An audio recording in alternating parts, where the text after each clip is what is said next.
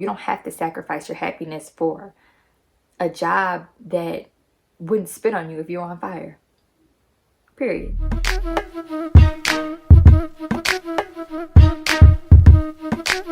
Hey guys, welcome back to my channel. My name is Naya Amani and I'm back with another video. This video is definitely going to be a little bit different simply because I just wanted to get in front of the camera and rant. And I don't want this to be too long of a video. I don't want to go on like a tangent or anything like that, but I just have some stuff that I really want to get off my chest.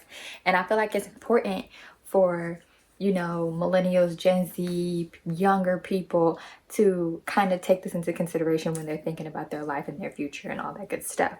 So everything that I'm talking about today, as always, is my own opinion. It applies solely to me, and if you think that it applies to you as well, then definitely, you know, listen, or whatever the case may be. So today we're basically going to be talking about why I believe that you should definitely pursue all your dreams outside of corporate America. Why I feel like you should go the extra mile to, I just feel like you shouldn't strive to work in corporate America ever, especially in this generation. I have some talking points because I don't want to go off on a rant because I know how like easy it is for me to do that. And I also have my Starbucks here. I'm gonna keep pulling up my shirt because I just don't want there to be a nip slip, guys. Black and white hot chocolate from Starbucks, so delicious. I believe that in college, specifically for myself, I was groomed and taught how to be a amazing employee.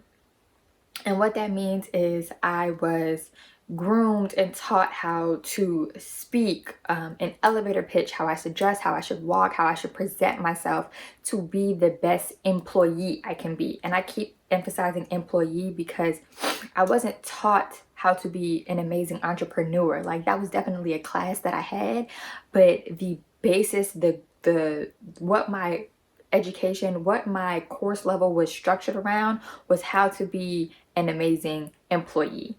I used to have classes every Tuesdays and Thursdays where I would have to dress up in a suit, a skirt suit with a little kitten heel, and you know, some of the guys couldn't have like earrings and they had to have their hair pulled back and you had to look really professional, and this was the expectation. It's not necessarily the expectation in corporate America anymore, but this was back in the day the expectation of what all corporate America employees should look like. They should be groomed to a specific standard. We're getting into that era where you're allowed to be more free and fluid and just express yourself in different ways, so that's not as expected. But just the curriculum we were taught, I just felt like it wasn't necessarily teaching me how to be the best self-employed person. It was teaching me how to survive. That's a better word. It was teaching me how to survive in corporate America, how not to get called out for being, you know, the black girl in a pantsuit that's orange, or whatever the case may be. Like, very standard and strict rules to abide by in order to succeed in corporate America as a minority. So I don't really think, I think it's beneficial, but I think it's more important that we are taught to survive, period, and not just in corporate America. Like, it's so important to know that you can make money and you can be stable and you can be, you know, financially free doing so many other things than just working for a Fortune 500 company, which is great. Like, people do have good salaries, but you know, it's just there's other options out there, and that's not the only one. So the idea is that, you know, you do all this schooling so you can get a job, so you can get a good salary. Now more than ever, we have seen firsthand that stability isn't really as stable as you might think it is. So the only people who really had a stable job in the beginning of the COVID outbreak was essential workers. There were doctors, there were nurses, there were people that worked in hospitals, there were EMT, they were people who aren't in corporate America.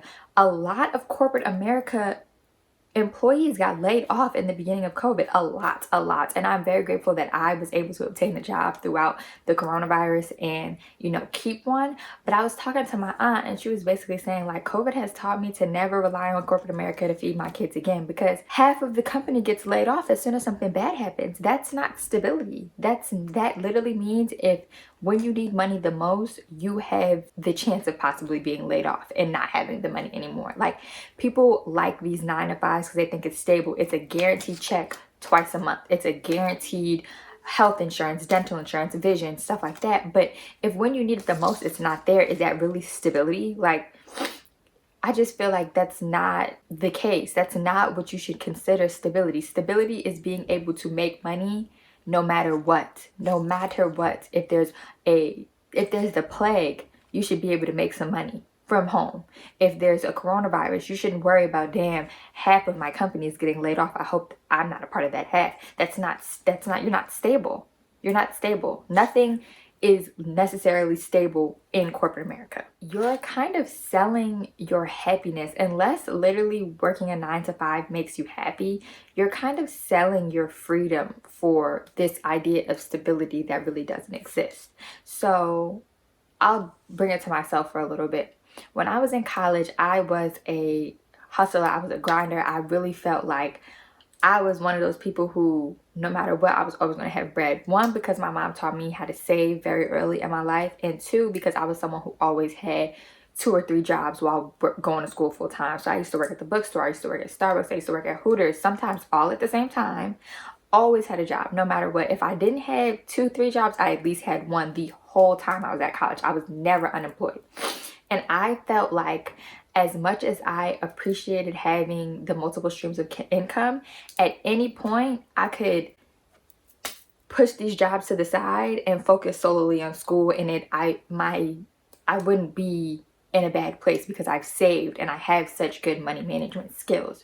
You know what I'm saying? So at this point, now that I'm out of college and I literally need a job, and it's mandatory. Like, what I'm trying to say is, I'm out of college now and it no longer feels like the job that I had is optional. Like, you know, no job is optional. You should always give 110%. But I feel like without this job, I'm not going to survive.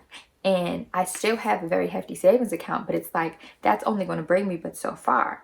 So I hate the idea of feeling like anyone can just take something away from me and that just be the end of the road for me, you know? And that's why I'm really stressing that you can be, if you follow your dreams, no one can take that away from you. Nobody can take that dream away from you. There's always going to be a field in which you can pursue your passion, and it can't be snatched away because it's your passion. It's not what you're doing to get a check. It's what you're doing because you love doing it, and you're also getting the check, which is a plus. So you're selling your freedom, you're selling your happiness. Like, you're literally devoting 8 hours, 9 hours a day, Monday through Friday, to a job that, like, I don't know. I just feel like those little side jobs, working at a restaurant, working at a bookstore, you can get your shift covered. You can go about your business. You can make your own schedule for the most part. These jobs, it's a set in stone schedule. They require a lot from you, and you're literally going to be overworked, undervalued, and underpaid. And it sucks, but as a Black person, as a Black woman, as a recent college grad, you're definitely going to be underpaid, or at least lowballed when trying to get a job, because they think that you need them. They're like, this is a college grad. They would do anything for a job. They just want some money. They want some experience. They want an associate level type of position. They want an entry level type of position. This corporate America, they feel like you need them and not they need you. And you always want to be somewhere where they need you way more than you need them. In relationships or anything like that, you never want to put yourself in a position where it could just be snatched from you at any given point, any given moment. So they do lowball you, they do overwork you, you are undervalued, and you're replaceable. You're so replaceable. You do something they don't like, replace, because someone else out there needs that money. There are people who are younger than me. I'm 22 years old. There are people who are younger than me who are making 6, 7, 8, 9 figures on social media. TikTok, YouTube, OnlyFans, Instagram. Like, there are people making so much bank from their home, on their own schedule, on their own timeline, in their own life, in their own world, that they never have to report to a boss or a manager or an executive or a higher up. So think about this.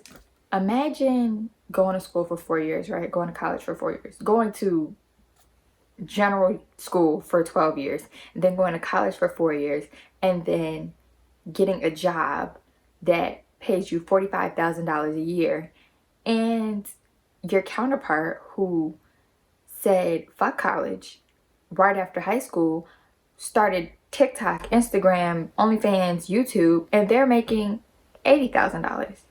And you're like, what the hell did I just do all this work for? Like, did I just live my whole life wrong? Did I just waste 4 years of my life trying to be a good employee when I could have been being a self-sufficient entrepreneur? Like, that is mind-boggling to me, that a job, knowing the state that we're in, knowing the generation that we're in literally the era of social media and digital ease, knowing that we're in that time period right now, that a job would even lowball you is insane. It's insane to me that a job would even try to offer you less than what TikTokers are making. They are working from home. Nobody is relying on them. This job is relying on you to satisfy whatever your job description is. And they're lowballing you. Like, I'm doing this for you. I could be at home on TikTok. I could be on OnlyFans. I could be on YouTube. I could be doing anything else but working for you. And here I am. And you're going to lowball me? What? Bro, what are you talking about, man? It just doesn't make sense to me. Like, it's the reason why you should pursue anything else besides corporate America, and that's fine. Like, corporate America is great because there are people who level up and end up being CEOs and executives and being like wealthy beyond compare. But it's like the thought that you could come fresh out of college and only make $45,000 a year versus someone who never went to college, who is making 6 figures, making videos, dancing, singing, being themselves, being a content creator, is insane. And I'm not saying that you have to create content. You get what I'm saying? Like, not everyone has a strong social media presence. Not everyone has the voice that can be projected and, received through video. What I'm saying is if you love gardening and you love fucking doing some other shit, whatever you love, you can make a living off of. Point blank, period. And it's at the palm of your hands. It's on your cell phone. It's on your app, your laptop. It's on your iPad. You don't have to make videos, but let me tell you something. You can definitely promote the fact that you're a gardener, and someone's going to want to know how to do that. You can do how-tos. You don't even have to talk. You can just record your garden, your bed of vegetables. You don't even have to you don't have to be an amazing video editor to put up how to plant and get 1,000 views and take off and be rich. And I'm not saying that it's not levels to it, because there is. I'm definitely not at the rich level yet. Like, y'all know, y'all are on my video, y'all watching this video. I'm very on a scale of YouTubers, I'm probably bottom of the totem pole, but I'm bottom of the spectrum. But it's just like, I'm doing this because I know that there's something out there and there's a passion that I can fulfill that's not being filled working at corporate America. So anyways, I just wanted to go on this rant, and I wanted to talk about this because I just feel like there are jobs that will literally overwork you. You'll sign up to work 9 to 5 and they'll want you there from 9 to 8 or 9 to 10, or they'll try to contact you on the weekends. They will underpay you. So they require more than what you're willing to give them, and they will not pay you anything. Basically something you can't even make rent off of.